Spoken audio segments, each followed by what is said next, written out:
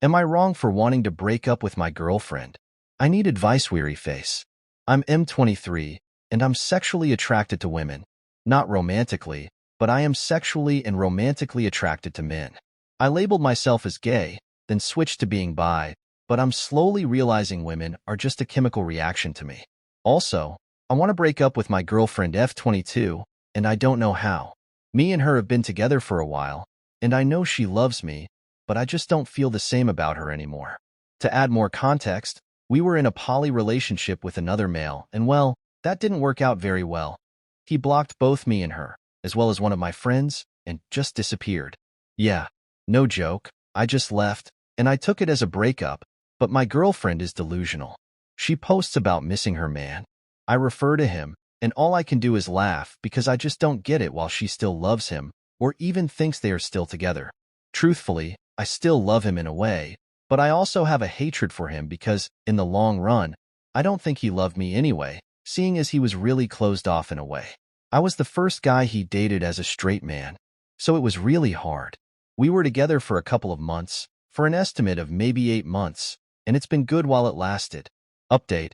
I know it's wrong, but I'm happy to find out my girlfriend is pregnant with another man's child.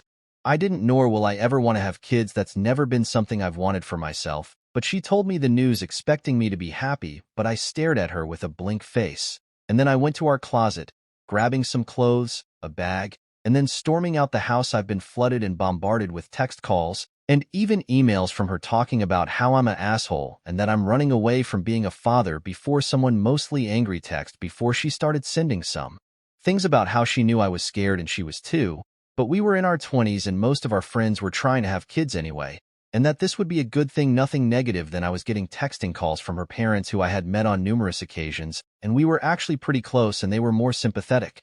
I knew something was up. I already knew it wasn't my child because, well, I found out about 1.5 years ago that I was from a regular doctor visit that I wouldn't say went wrong because I never really wanted to have kids anyway, but the fact that her parents were being sympathetic made it seem like they were almost begging, and it made me know that they knew as well that it was not my child. It kind of hurt me because if they knew something was up, why didn't they tell me? It also kind of hurts me that my girlfriend would even dare say that the child is mine, but who knows, maybe she actually thought it was protection we have been using. Fast forward about 2 weeks, and I had moved more or less back into my apartment. We both had lived in separate places for context, but I was more over her house than I was mine, so half of my stuff was over there, like clothes, t-shirts, collectibles, and some other things. The whole situation was kind of funny to me, and seeing as God has a plan for everyone, I really wanted to break up with her, but I couldn't find the words. Now I have a reason to, but I am still needing advice on that whole sexuality crisis I have going on anyway. That's not the point.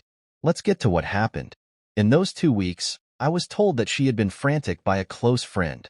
This close friend was the one who had found out.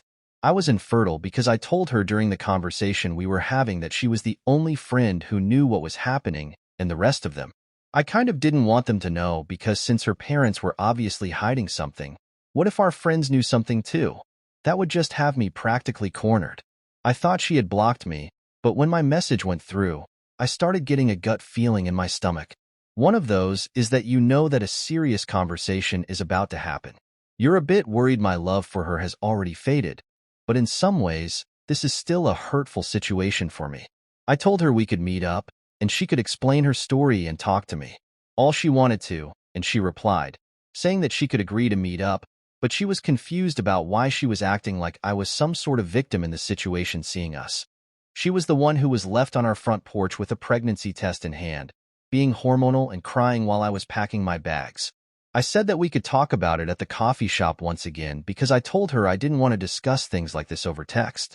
I wanted to be a lawyer when I was younger, so I kind of picked up some things that you maybe should have mentioned just in case one has to be involved in a situation, and I was hoping that she wouldn't try to put me on child support or something because I had seen situations like this unfold.